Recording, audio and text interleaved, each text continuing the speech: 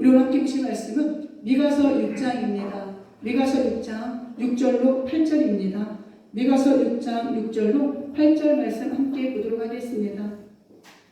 내가 무엇을 가지고 여호와 앞에 나아가며 높으신 하나님께 경배할까? 내가 번제물로 1년 된 송아지를 가지고 그 앞에 나아갈까?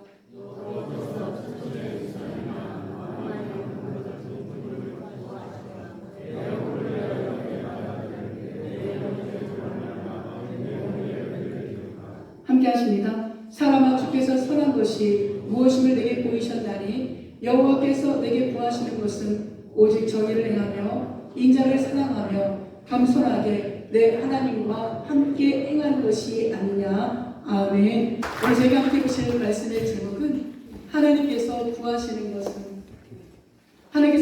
것이 무엇인지를 정확히 알아야 하나님이 원하시는 삶을 살아갈 수가 있습니다. 오늘 그 하나님이 구하시는 것을 성경에서 정확하게 말씀하십니다. 그 뜻대로 살아가시는 저와 우리 성도님들 되시기를 다시 한번 주님 이름으로 축복합니다. 우리 이런 얘기 많이 하죠. 헛다리를 짚네. 이 헛다리를 짚는다라는 건 그 상대가 원하는 것이 아닌 자기의 생각에 빠져서 엉뚱한 일을 하는 것을 우리는 헛다리를 짚네라고 그렇게 이야기합니다. 이런 경우는 공감 능력이 부족해서, 요즘에 이 공감 능력을 가지고 면접 볼 때도 마찬가지고 우리의 사회 안에서도 공감 능력이라는 단어를 많이 사용합니다. 예전에도 이 공감 능력이라는 단어를 가지고 한번 서론 때 부분을 말씀을 드렸던 것 같은데, 어쨌든 우리가 다른 사람과의 대화에 있어서, 다른 사람과의 삶에 있어서 공감할 수 있는 능력을 높이는 것도 요즘 시대의 대인관계에 굉장히 좋은 하나의 또 팁입니다. 우리의 신앙이, 우리의 삶이 헛다리를 짚는 그런 신앙이 아니라 핵심을 파악해서 하나님께 하나를 우리가 하더라도 하나님이 기뻐 받으시는 신앙의 모습이 되기를 주의로 축복합니다. 근데 이렇게 할 수 있는 비결이 뭐냐? 경청인 거죠. 다른 사람의 이야기를 귀걸여 드려야 됩니다. 저도 어제 얼마나 헛다리를 짚었냐면, 정말 결혼식, 꼭 가야 될 결혼식이 두 군데가 있었습니다. 하나는 고등학교 동창 딸의 결혼식이었고, 하나는 정말 언니 동생으로 하는 홀로 3남매를 키워서 너무 시집을 잘 가는 그 전도사님의 딸의 결혼식이 두 군데가 있었는데, 하나는 전주, 하나는 서울이었거든요. 굉장히 많이 고민하다가 그 전주에 사는 동창 결혼식은 손님이 많을 것 같았습니다. 근데 서울에 사는 여자 전도사님 따님은 손님이 없을 것 같은 거예요. 근데 거기를 안 가면 안 되는 상황이어서, 근데 결혼식을 저 서울을 어제 다녀왔는데 얼마나 제가 경청을 해야지 되는데, 제 단점 중에 하나가 이게 그런가 하면 그걸 자세히 읽었어야 되는데 청첩장이 맞잖아요. 요즘 모바일로 청첩장이 오니까 분명히 확인을 했었고, 또 토요일 저녁에도 다시 한번 청첩장을 확인을 했는데 제 머릿속에 전주의 결혼식이 2시 반이었습니다. 근데 거기 서울은 12시 반이었거든요. 근데 제 머릿속에는 전주 그 결혼식장 시간이 서울 결혼식장 시간이라고 착각한 거예요. 정신없이 여기서 10시에 출발해서 가는데 정한증 가서 이제 화장실도 가고 졸리기 때문에 먹거리도 좀 간식을 사려고 딱 내려서 그래도 혹시 한번 하고 다시 한번 청첩장을 딱 봤는데 12시 반인 거예요. 1시간밖에 안 남은 겁니다. 얼마나 놀래고, 다시 화장실도 안 가고 매점도 안 가고 다시 차를 탄 거예요. 그 내비를 보니까 1시 반 도착인 겁니다. 얼마나 황당했는지. 돌아갈 수도 없고 그곳에서.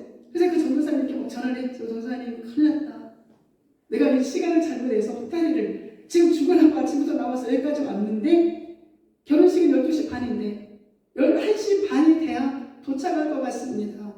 제가 그 결혼식장을 찍어서 우리 동기분들에게도 다 사진을 보내주려고 했거든요. 저 혼자 대표로 갔으니까. 그런데 착각에, 내 생각에 헛다리를 짚어서 결혼식장 도착하니까 이미 결혼식은 다 끝났고 밥만 먹고 왔습니다. 우리가 귀를 기울이지 않으면, 상대방에 대해 귀를 기울이지 않으면 내가 무언가를 보고 있어도 정말 최선을 다해서 그걸 보지 않으면 저와 같은 실수를 할 수 있더라는 거죠. 이게 세상 관계에서만 그러겠습니까? 믿음 안에서도 믿음이 성장할 수 있는 비결이 뭐냐? 믿음은 들음에서 나며 들음은 그리스도의 말씀으로 말미암는다. 우리가 잘 들어야 하나님의 뜻이 무엇인가를 알게 되고 하나님의 뜻을 알아야 우리가 그대로 신앙을 옮길 수 있다는 사실인 거죠. 그래서 요한 1서에도 이런 말씀이 기록이 되어 있습니다. 그를 향하여 우리가 가진 바 담대함이 이것이니 그의 즉 하나님의 뜻대로 무엇을 구하면 들으시니라. 그러니까 하나님의 뜻이 무엇인가를 우리는 날마다 간구해야 되는 거죠. 내 뜻이 아니라 하나님의 뜻. 그래서 정말 나는 최선을 다해서 열심히 하는데 만약 새벽에 끝나고 서울까지 가는 게 얼마나 보통 일입니까? 그런데 헛다리를 지는 거잖아요. 우리가 이럴 수 있다는 거죠. 나는 최선을 다해서 신앙생활을 하는데 그것이 하나님이 원하지 않은 신앙의 모습일 수 있는 겁니다. 그게 바로 구약의 이스라엘 백성들의 신앙의 모습이었던 거죠. 우리가 하나님의 뜻을 제대로 알게 되면 왜 나를 부르셨을까? 왜 나를 목회자로 부르셨을까? 왜 수많은 사람들 중에 우리 성도님들을 장로님으로, 안수지사님으로, 권사님으로, 집사님으로, 성도님으로 부르셨을까? 수많은 교회가 있는데 왜 이 주일학교 안에 함께 믿음의 공동체로 모이게 하셨을까? 하나님의 뜻이 분명히 있다는 거죠. 우리가 그 뜻을 알게 되면 그 부르심 앞에 나에게 맡겨진 사명을 행복하게 감사로 감당할 수 있습니다. 사랑하는 성도 여러분, 우리가 생긴 지가 다 다르잖아요. 우리 얼마나 지금 이 앞에 부활절 꽃꽂이를 우리 신적사에 아름답게 해오셨습니까? 여기에 있는 꽃만 보아도 다 달라요. 색깔도 다르고 향기도 다르고 모양도 다릅니다. 근데 이것이 어우러져 있으니까 이 강대상이 아름다운 이 장식이 되는 것처럼 우리 저와 마찬가지로 우리 모든 성도들이 생김새가 다르고 성격이 다릅니다. 이 모든 것들이 예수를 중심으로 그분의 뜻을 중심으로 하나가 되었을 때 우리 공동체가 주님이 부르신 그 목적을 이룰 수 있다는 사실인 거죠. 그리고 온전히 그 하나님의 뜻이 무엇인가를 날마다 집중하며 나아가는 저와 우리 성도들 되시기를 간절히 소망합니다. 우리 미가서를 보게 되면 7장까지 있거든요. 초반에 보게 되면 심판을 경고합니다. 근데 미가서만이 아니라 모든 구약의 선지서들이 거의 다 그래요. 백성들의 죄, 백성들은 그렇다 치지만 지도자들까지 타락한 겁니다. 여기 지도자라 함은 대제사장 또한 이 정치인들까지도 다 타락을 해서 하나님과 전혀 관계없는 헛다리의 신앙을 하고 있는 거죠. 그때 하나님께서는 그들을 통하여서 구원을 이룰 수가 없기에 우리 미가서 5장에 보게 되면 1절부터 베들레헴에 장차 메시아가 오실 것을 예언하게 하십니다. 베들레헴에서 메시아가 탄생할 것을 미가 선지자로 하여금 5장부터 증거하고 있죠. 그리하여 하나님의 나라 메시아의 왕국을 이루고 그 메시아가 진정한 왕이 되어서 타락하고 뷔패된 그 사람들을 다 통치하고 다스림을 우리에게 보여주고 있습니다. 그리고 이제 미가서 6장부터 쭉 보게 되면 오늘 우리는 6절부터 보게 되지만 1절부터 보게 되면 하나님이 누구와 미가 선지자와 변론을 하십니다. 얘들아, 너희들이 신앙생활을 잘한다고 하지만 너희들이 왜 무엇이 잘못됐는가 한번 볼래? 미가 선지자와 이 하나님의 이 변론의 사건이 6장에 등장하고요. 7장부터는 이제 하나님이 그럼에도 불구하고 이 타락한 심판을 받을 수밖에 없는 이 백성들을 회복시키신다는 것. 누구를 통하여? 메시아를 통하여. 이 내용이 바로 우리 미가서의 내용이죠. 하나님은 공의의 하나님이십니다. 그래서 죄값은 반드시 받으셔야 돼요. 우리가 예수 믿고 천국은 가지만 우리 미가서 1장에 보게 되면 그 하나님의 말씀에 따라 불순종하고 우상숭배라는 그 이스라엘 백성들을 사마리아를 돌 무더기같이 만들어 놓는다고 그래요. 그리고 그들의 포도나무 심는 걸 다 하나님이 제하신다는 것이 1장의 내용입니다. 즉 재앙을 내리신다는 거죠. 어떨 때? 하나님의 말씀대로 살아가지 못할 때, 우상숭배에 젖어 있을 때. 그런데 이 유다의 죄값도 있는데 바벨론 포로라는 거 우리 너무나 잘 알고 있잖아요. 많이 들어보기 때문에 그 바벨론 포로로 끌려가는 그들에게 최고의 왕 메시아가 오심으로 말미암아 그들을 통치하고 다스릴 것을 예언하십니다. 그리고 이 6장부터 등장하는 말씀은 오늘 우리의 본문의 제목처럼 하나님께서 구하시는 것이 무엇인가? 공의와 사랑과 그 뜻을 하나님과 동행하는 인생을 원하신다라는 하나님의 심령을 백성들에게 또한 오늘 이 자리에 있는 저와 우리 성도님들에게 들려주시는 거죠.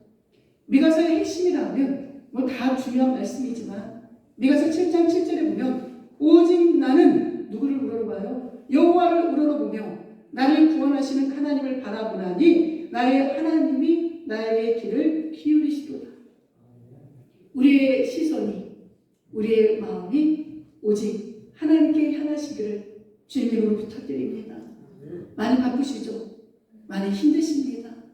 그럼에도 불구하고 우리의 마음을 정돈하셔야 돼요. 그리고 오직 하나님께 우리의 마음이 다 집중돼야 됩니다. 오늘날 이 말씀이 너무나도 홍수시대에 살아감에도 불구하고 우리의 신앙은 자꾸만 뒤로 물러섭니다. 그때마다 제가 제 자신을 다잡는 요즘에 신앙의 옷을 입거든요. 오늘 새벽에도 마찬가지고 아까 강대상에 올라가서도 마찬가지고 저는 매일 그렇습니다. 그렇게 하지 않으면 내 모습이 너무나 부끄러우니까. 오늘 밤에도 주님이 나를 부르신다라면 이 순간에도 하나님이 나를 부르신다라면 내가 어떤 신앙생활을 하다가 주님 품에 안겨야 될 것인가? 내가 누군가를 어떻게 대하다가 주님 품에 안길 것인가? 내가 목사로서 이 주일학교에 어떻게 이 신앙의 길을 걸어가다가 주님 품에 안겨야 될 것인가? 날마다 묵상하거든요. 수시로 묵상합니다. 요즘은 더욱 그렇습니다. 왜요? 제 자신이 부끄러운 모습이 많으니까. 그럴 때마다 주님이 주시는 평안이 있고 내가 어떻게 살아가야 되는지 내 신앙의 걸음, 내 삶의 걸음이 보이기 시작한다는 거죠. 사랑하는 성도 여러분, 인생 진짜 짧습니다. 인생이 순살같이 지나가잖아요. 그러고 우리 진짜 예수님 잘 믿다가 여기 계신 분들 다 언젠가 천국에 가면 우리 다 만날 분들이거든요. 그러면 이곳에서부터 천국의 모습을 이어가셔야죠. 그 천국의 모습을 이어가실 비결 중에 하나가 초대교회로 돌아가는 겁니다. 우리 지난주 금요일 말씀이 사도행전 2장 44절에서부터 쭉 46절까지의 말씀을 가지고 우리 말씀을 나눴거든요. 하나님께서 원하시는 건 우리가 이 모든 교회 안에 예수 그리스도의 말씀을 중심으로 모이는 겁니다. 일단 모여야 하나님의 말씀을 나눌 수가 있습니다. 그 말씀을 들어야 내가 어떻게 성도 간의 교제를 나누고 밖에 나가 그 하나님의 말씀을 예수 그리스도의 그 십자가 공을 증거할 것인가. 이게 교회의 사명인 겁니다.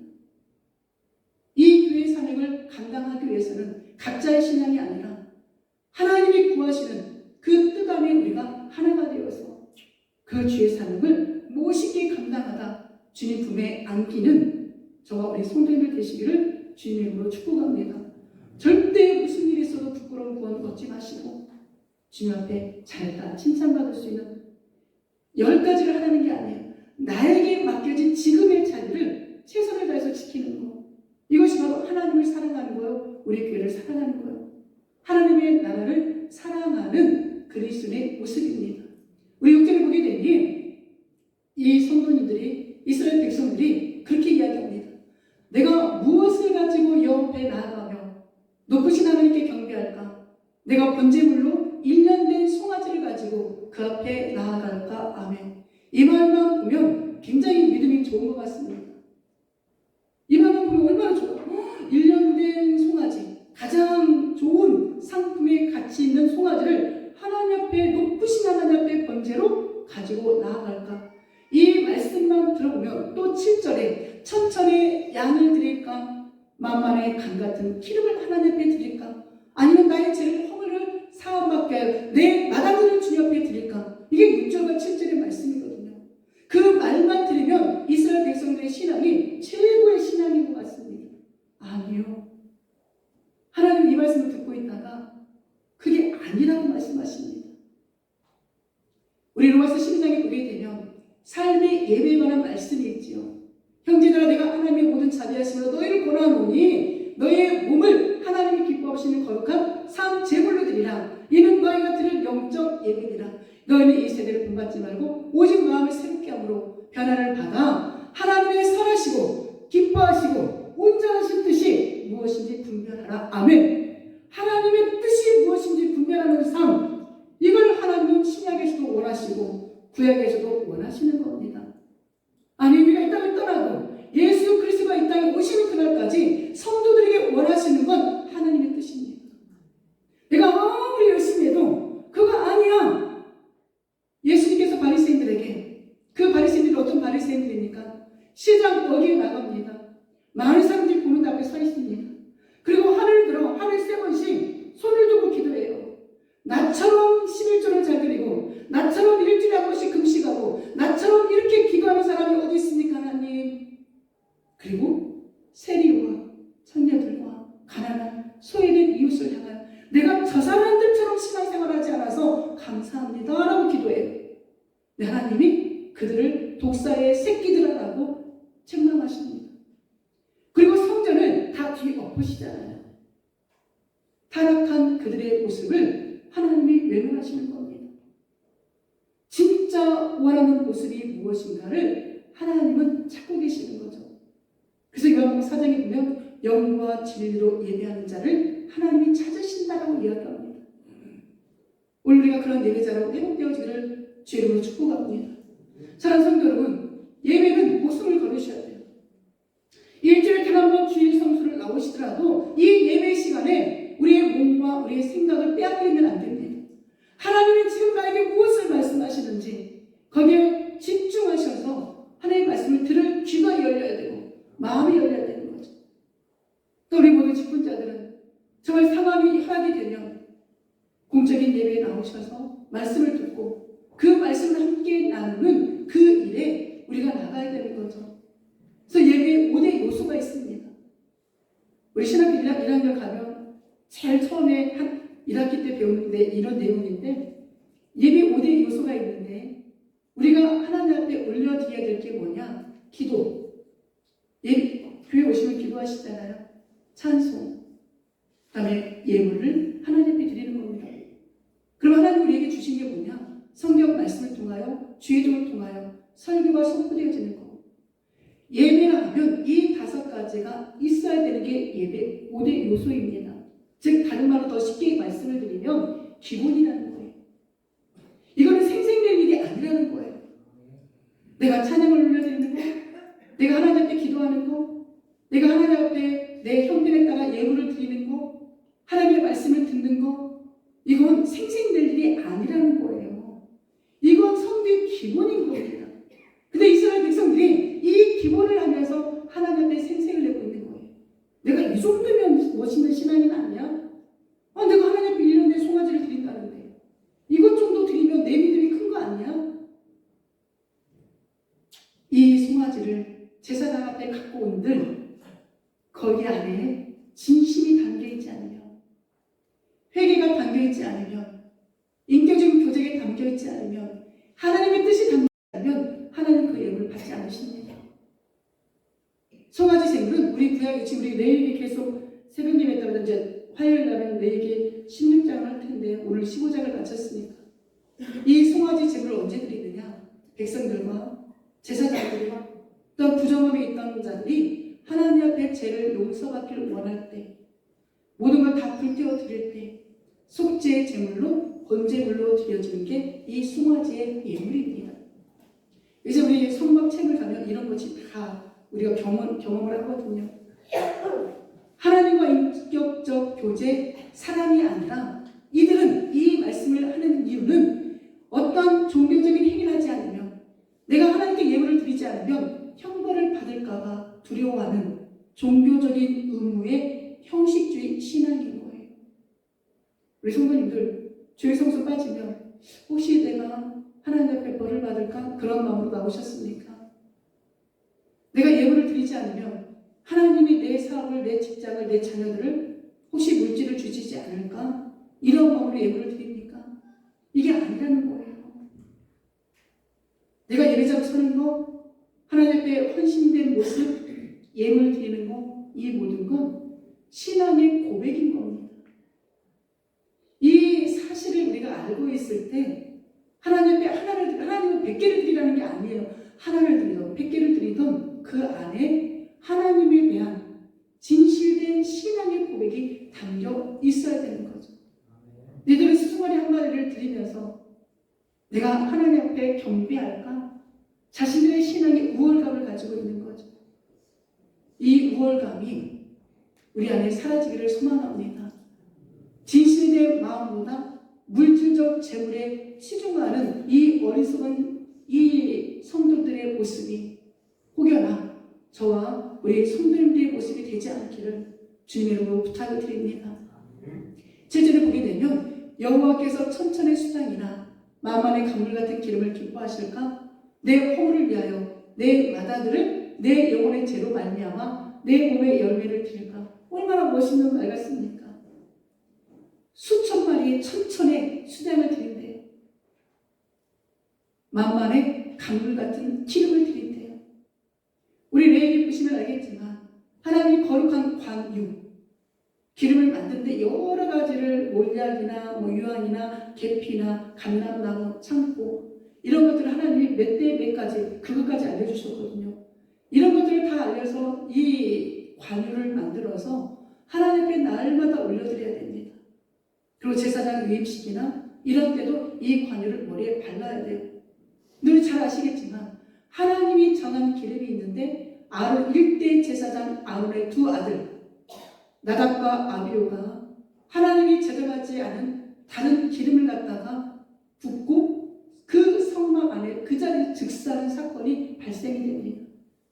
근데 하나님은 그 모세에게도 아론에게도 그 시신 가지고 슬퍼하지 말라고 이야기해요. 그 시신을 진영 밖으로 갖다 놓으라고 이야기합니다.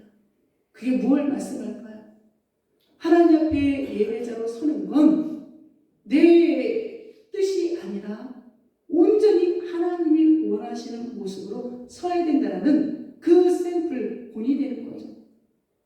근데 그 나답과 아비후가 왜 그런 실수를 했을까요? 하나님의 말씀을 귀담아 듣지 않은 겁니다. 설마 이것 가지고 나를 죽이겠어? 라는 그 나태한 신앙의 마음이 있었던 거죠.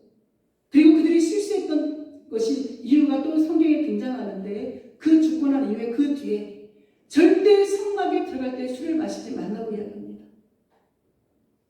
우리는 나시린이거든요. 나시린은 세 가지를 절대 해서는 안 됩니다. 술을 마셔서는 안 됩니다. 그리고 그 술이 제공이 되어지는 포도도 먹지 말고 건포도도 먹지 말라고 나오거든요. 민수기에. 또 하나 부정한 시체를 만지지 말라고 이야기합니다. 즉 그리스도로서 하지 말아야 될 일을 하면 안 된다는 거죠. 또 하나가 뭐냐? 머리에 삭도를 대지 말라는 거거든요. 그 얘기는 뭐냐면 우리 머리 위에 하나님이시잖아요. 그러니까 하나님을 최고로 경배해야 되는 것을 나시린들이 해야 되는데 오늘날 예수 그리스도를 믿는 저와 우리 성도님들이 영적인 나시린인 거예요. 나답과 아비후가 술에 취해서 다른 기름을 갖다 올렸는데 그 자리에서 즉사합니다. 우리가 이런 실수를 범해서는 안 된다는 거죠. 우리는 술을 마신다고 해서 지옥 가는 건 아닙니다. 그러나 우리의 이 생각이 흐트러질 수가 있다는 거죠. 그래서 예수님을 믿는다는 건 이렇게 알면 알수록 힘들어요. 그래서 좁은 길로 가라는 겁니다. 뭐 천천히 수단을 드리는 거, 만만의 강물 같은 기름을 올려드리는 거, 이게 중요한 게 아니라는 거예요. 하나님을 어떻게 섬겨야 될 것인가? 하나님의 말씀을 들었다면 그 말씀을 어떻게 순종하고 살아가야 될 것인가? 그 신앙의 결단이 있어야 돼요. 근데 여기까지는 그래도 봐줄 수가 있습니다. 근데 이들이 우상에 얼마나 젖은 삶을, 그런 신앙을, 양다리 신앙, 종교 혼합주의 신앙을 했냐? 바로 그 뒤에 나오지요. 자신의 허물을 하나님 앞에 용서받기 위해서 자신의 마다들을 영혼의 제물로 드린대요. 즉 당시의 이방인 나라에 어떤 우상에게 몰렉이라는 그 우상에게 인신 저 빨간 블랙박스 안에 보이죠? 이 안에 이 아이를 자신의 복을 위해서, 자신의 번영을 위해서 이 몰렉이라고 인간이 만들어 놓은 신에게 산 아이를 불태워 드립니다. 이 이방인들이 했던 그걸 본받아서 혹시 내 아들까지라도 드린다라면 내 죄를 용서하실까? 말도 안 되는 데는 이 신앙의 고백을 하고 있는 거예요. 자신의 아들까지 내어준다고 하니 얼마나 멋있는 성도같이 보입니까? 얼마나 대단한 믿음의 소유자같이 여겨집니까? 근데 하나님의 입장에서 보면 말도 안 되는 일이거든요. 하나님이 언제 이들에게 아들을 제물로 바치라고 했습니까? 성경 어디에도 그런 일 없잖아요. 물론 아브라함에게 너의 독생자 백세에 난 아들 이삭을 바쳐라. 그거는 장차 오실 메시아를 예표하는 내용이었고, 손을 들어 그 아들을 제물로 잡으려고 그 순간 아브라함아 멈추라고 이야기하잖아요. 여호와 이래 번제 드릴 예물을 하나님이 따로 준비해 놓으셨다. 이게 창세기에 등장하는 모습이지만 이들은 착각 속에서 자신들의 아들까지도 하나님께 드려야 되나? 이런 대화의 내용을 하고 있다는 거예요. 사랑하는 성도 여러분, 내가 무엇을 하지 않아도, 무엇을 드리지 않아도 내 마음이 예수님께로 집중되어 있다면 영과 진리로 예배하는 그 예배를 주님이 받으시는 거예요. 이 우선순위가 우리에게 완전히 자리 잡아야 됩니다. 아까 예배 5대 요소는 기본이라니까요. 그건 성도가 해야 될 기본인데 그 기본을 가지고 마치 내가 신앙이 좋은 것처럼 착각 속에 있어서는 안 된다는 사실인 거죠. 회개 없는 제사, 즉 회개 없는 예배, 진실한 삶의 결단이 없는 재물, 이것을 하나님이 가증스럽다고 여기신대요. 얼마나 이게 안타까운 일입니까? 가증스럽게 여기고 심지어 하나님을 괴롭게 한다고 이야기합니다. 그 말씀이 바로 여기에 있죠. 이사야 1장 13절 14절에 보니 헛된 재물을 다시 가져오지 말라. 분양은 내가 가지 여기는 마요. 월삭과 안식일과 대회를 모이는 것도 그러하니 성회와 아울러 악을 행하는 것을 내가 견디지 못하기 때문에. 즉 이 이야기는 뭐냐면 밖에 나가서 할 짓 다 한다는 거죠. 내가 하고 싶은 나쁜 행동 다 해요. 그리고 교회 안에 와서만 신실한 척, 믿음 있는 척, 도저히 이것을 하나님이 더 이상 보지 못하겠다는 거예요. 내 마음이 너의 월삭과 정한 절기를 싫어하나니 그것이 내게 무거운 짐이라. 내가 지기에 공비하였다. 예수님을 믿는다면 교회 안에서만이 아닙니다. 교회 밖에서도 우리의 삶의 자리에서도 내가 예수 그리스도인 걸 나타내야 돼요. 하나님 지금 이걸 원하시는 거예요.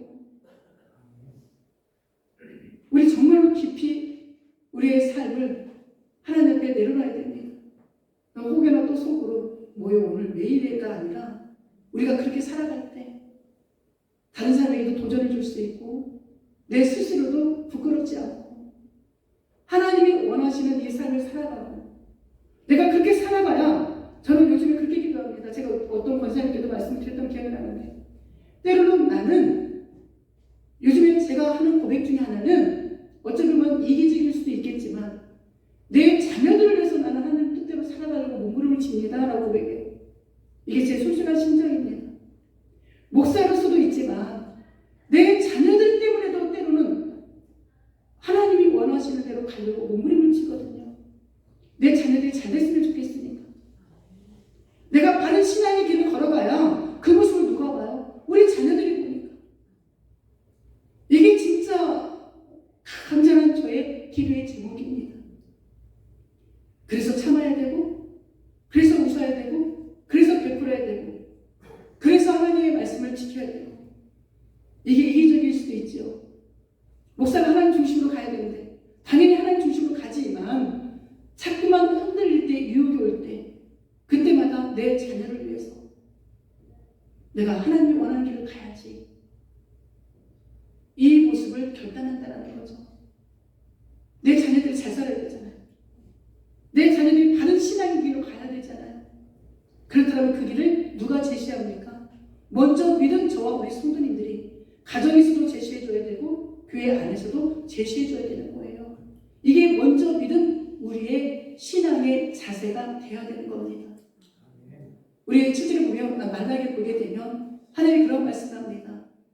나 여호와가 또 이러노라 너희가 또 말하기를 이 일이 얼마나 번거로운고 아니 무슨 예배를 맨날 나오라고 그래. 뭔 제사를 이렇게 많이 드리라고 그래. 번거롭구만. 내 삶 살아가는 것도 힘들구만. 지금 얼마나 바쁜 세상이야.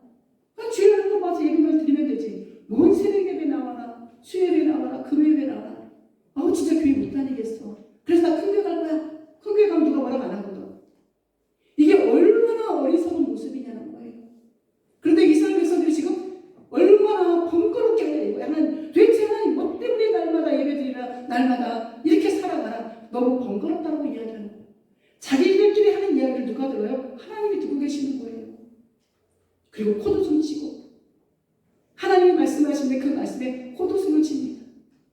훔친 물건, 저는 거, 병든 걸 가져가서 나 예배 다 드렸습니다. 나 예배 다 드렸어요. 네, 할 도리 했습니다. 근데 하나님 그거 싫다고 하잖아요. 가져오지 말라고 하잖아요. 그런데 그거 가져온 것도 하나님 또 뭐라고 이야기하냐. 만군의 여호와가 일어나 말라기 3장 10절에 너희의 온전한 11조를 참고해 들으라. 제 이야기는 하나님 돈을 요구하는 게 아니에요. 이들이 드리는 그 11조의 방법이 있습니다. 양들이 있다면 예를 들어서 한 마리, 두 마리, 세 마리, 네 마리, 다섯, 여섯, 일곱, 여덟, 아홉, 열 번째 걸 하나님 앞에 드려야 되는 거거든요. 근데 막 세다 보니까 열 번째 걸 드리려고 하니까 너무 건강해. 너무 가치 있는 물건이에요. 하나님 이걸 싹 바꿔치기 하고 과거 이스라엘 백성들의 모습이라는 거예요. 바꿔치기 해서 훔친 거, 병든 거, 저는 거 이걸 하나님 앞에 예물이라고 갖고 왔어요. 이때 당시에 하나님이 그거 다 보고 계시 안 보고 계셔요? 보고 계시는 거예요. 그래서 이 말씀을 하는 거예요. 너희 신앙생활 지금 잘한다고? 온전한 11조라도 하면서 니네 신앙생활 잘한다고 얘기해봐. 11조 원한다는 게 그 물질 원한다는 게 아니라 그 가장 기본적으로 하지 않으면서 어떻게 너희가 신앙이 좋다라고 이렇게 이야기를 하니 이 모든 상황을 누가 보고 계셔요? 하나님 보고 계십니다. 우리의 신앙이 어떤 물질로만 드리는 거, 눈에 보이는 어떤 행식으로만 드리는 신앙이 아니었으면 좋겠습니다. 교회에 질서가 있어야 돼요. 우리가 성교를 하든 구제를 하든 무엇을 하든 교회를 통해서 해야 되는 게 맞습니다. 이게 진짜 제대로 가리키는 교회의 모습인 겁니다. 그런데 가장 먼저 성교하지 않아도 구제하지 않아도 하나님을 섬기는 그 마음이 가장 우선시가 되어야 되는 거예요.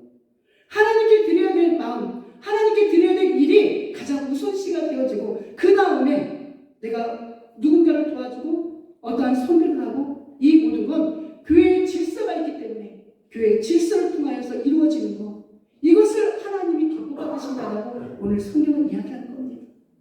우리가 그렇게 살아갔으면 좋겠습니다.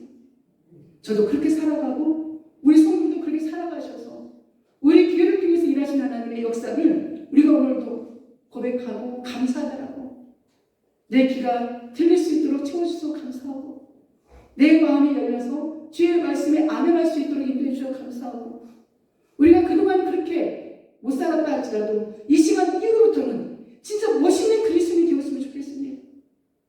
무늬만 목사가 아니라 정말 진짜 목사가 되어야 되잖아요. 마찬가지로 우리가 무늬만 그리스도인이 아니라 진짜 그리스도인이 되어야 되는 거죠. 그런 삶을 살아가실 때 오늘 우리는 구할 것은 하나님이 진정 구하는 것, 하나님이 진정 원하시는 것이 무엇인지 알아야 되는데 말씀해 주시잖아요. 오늘 8절에 우리 함께 읽습니다. 시작. 사람아 주께서 선한 것이 무엇임을 내게 보이셨나니 여호와께서 내게 구하시는 것은 오직 정의를 행하며 인자를 사랑하며 겸손하게 내 하나님과 함께 행하는 것이 아니냐. 이게 진짜 멋있는 그리스도인이야. 이게 바로 하나님의 자녀야. 하나님이 알려주시는 거예요. 선한 것. 하나님께서 원하시는 건 선한 것입니다. 근데 세상 사람들도 선한 일 많이 해요? 안 해요? 많이 합니다. 세상 사람들도 선한 일을 많이 해요. 근데 거기에는 예수의 이름이 빠져 있습니다. 우리는 예수의 이름으로 선한 일도 행해야 되는데 오늘 6절에서 7절까지 제시되는 인신대사, 반인륜적인 재물, 부정부패, 불의한 방법 이런 걸 통해서 드려지는 재물을 주님이 원하는 게 아니에요. 이건 불신앙인 겁니다. 나는 죽겠다고 예물을 드렸는데, 나는 죽겠다고 헌신했는데 하나님과 관계없는 헌신, 하나님과 관계없는 예물, 형식적인 종교행위, 바리새인과 사두개인들처럼 대제사장들처럼 그들처럼 열심히 종교행위하는 사람이 어디 있습니까? 그들은 지금도 유대인들은 금요일마다 금식을 한대요. 그들은 정확합니다. 주일 그들이 말하는 안식일에는 엘리베이터도 안 불러요. 그게 사람의 일이라. 그렇지만 하나님이 그 일을 기뻐 받으셔 안 받으셔? 안 받으시는 거예요. 오늘 우리가 형식적인 종교 신앙의 의미가 아니라 정말 하나님이 원하시는 것이 무엇인가를 알고 그대로 실천할 수 있는 저번에 성도님 되시기를 간절히 소망합니다. 오늘 4가지잖아요. 정의를 행하래요. 정의라는 건 하나님의 뜻이잖아요. 세상에서 옳고 그름을 이야기하는 게 아니라 성경에서 옳고 그름이 무엇인가를 알고 하나님의 성품을 닮아가는 실천의 삶을 살아가는 게 정의인 거예요. 즉 하나님 편에 서는 게 정의인 겁니다. 이 정의로운 삶을 살아가시기를 주님 이름으로 부탁드립니다. 인자를 사랑한다. 예수님이 인간의 모습으로 오셔서 인자라고 이야기했고 다니엘서에 보게 되면 인자가 즉 사람의 아들로 메시아가 올 것을 이야기했죠. 하나님을 사랑하고 사람을 생활하는 것, 이것이 바로 예수님이 이 땅에 오셔서 율법을 그 613가지의 율법을 압축한 게 십계명입니다. 그 십계명을 두 단어로 압축한 게 사랑입니다. 하나님 사랑, 이웃 사랑. 이 사랑이 빠진 예배자는 하나님이 기뻐 받으시지 아니한다는 거예요. 그리고 겸손하게 우리가 영적인 우월감을 가질 필요가 하나도 없습니다. 어제 저희 교회 성도가 아닌 제 친구가 전화가 왔어요. 밤에 자기의 개인적인 상담을 하면서 너무 얘기를 들으니까 속이 상할 것 같아요. 왜 하나님 그 사람을 가만 놔두냐는 거예요. 이해할 수가 없다는 거예요. 하나님은. 제가 그랬죠. 아무개야, 하박국을 보게 되면 하박국이 3장밖에 안 되는데 그게 뭔 내용인지 아니? 결론을 그러니까 쉽게 이야기하면 하박국 선지자가 아니 왜 이렇게 하나님을 잘 믿는데 저 왜 이방인들 저렇게 잘 살아요? 하나님 뜻대로 살아가지 않는 저것들은 왜 잘 사는데 왜 나는 이렇게 살아요? 라고 하나님이 앞에 질문을 합니다. 그때 하박국 선지자가 에게 하나님이 하시는 말씀, 하박국 선지자야 너도 죄인이야. 너도 죄인이야. 그 얘기를 하는 거예요. 그러니까 그 하나님의 이야기를 쭉 듣던 하박국 선지자가 하박국 3장에 보게 되면 수년 내에 주의 부흥이 일어나기를 원한다는 기도합니다. 그 부흥은 성도들의 변화가 일어나기를 원한다는 게 그 하박국 선지자의 기도이거든요. 그리고 내가 무화과나무가 없어도 감람나무가 없어도 요한반에 소가 없어도 하나님을 이제 오직 하나님 한 분만을 바라보며 기뻐하며 살겠다라고 고백하는 게 하박국 3장의 결론이거든요. 그 이야기 해줬더니 이 친구가 고맙다고 이제 알겠다. 자기는 죄인이 알고 그 사람은 막 죄인이라고 생각하고 왜 저 사람을 가만 두자고 했던 자기의 모습이 부끄럽다라. 어젯밤에 대화한 내용이었거든요. 이게 바로 우리가 겸손의 모습인 겁니다. 그리고 마지막으로 하나님과 동행할 때 에녹이 하나님과 동행했잖아요. 창세기 보게 되면 에녹이 하나님과 동행했다라고 나옵니다. 그 동행은 산책이라는 의미거든요. 산책은 누구랑 한다고 했죠? 편안한 사람과 산책하는 겁니다. 하나님의 주권을 인정하시고 날마다 하나님과 동행하는 삶을 사셔야 돼요. 하나님과 동행하는 삶을 사시게 되면 내 생각을 다 버리고 오직 하나님의 뜻이 이루어지는 정의와 사랑과 겸손과 하나님의 주권을 인정하는 동행의 삶이 우리의 삶의 열매가 되는 겁니다. 예배의 성공자 되셔야 돼요. 삶의 예배자가 되셔야 되고 예수님의 향기를 드러내는 그리스도인이 되셔야 되고 그 신앙을 하나님이 구하시는 겁니다. 삶의 예배자, 오직 내 인생의 주권은 예수 그리스도, 그 성령 하나님의 인도를 받는 진정한 삶의 예배, 교회 안에서의 예배를 소망합니다. 이게 구약의 이제 물두멍부터 다 보여드리진 않지만 들어가서 보게 되면 번제단이 가장 먼저 있습니다. 우리의 죄를 사해 주시는 것. 그 제사장들이 성막 안에 들어가기 전에 물두멍에서 손을 씻어야 돼요. 그 성막에 들어가게 되면 그 휘장 앞에 분향단이 있고 좌우로 이 등대와 진설은 상이 있습니다. 그 지성소 안으로 들어가서 보면 언약궤, 법궤, 증거궤, 똑같은 말이에요. 언약궤, 법궤, 증거궤 똑같은 말인데 그 증거궤가 중앙에 있습니다. 제일 위에. 그걸 위에서 바라보게 되면 어떤 모습이에요? 십자가의 모습이에요. 그 구약에 있는 백성들도 장차 오실 메시아를 믿고 예배를 드리는 것이고, 오늘날 우리 또한 예수 그리스도의 그 뜻에 따라 예배 드리는 이 모습을 주님이 자꾸 찾으십니다. 무엇을 하려고가 아니라 내 마음이, 내 신앙이 예수께서 원하시는 일에 집중되어지는, 하나가 되어지는 그런 멋있는 주의 뜻을 이루며 살아가는 그리스도인들이 되시기를 주님 이름으로 축복합니다. 아멘. 이제는 우리 주 예수 그리스도의 은혜와 하나님 아버지의 영원 무궁하신 사랑과 성령 하나님의 인도 교통부 역사하심이 하나님께서 구하시는 그 신앙의 길을 걸어가게 되어 결단하는 사랑하는 주님께 모든 성도의 신앙의 고백 위에 이제부터 영원토록 함께 있을지어다. 아멘.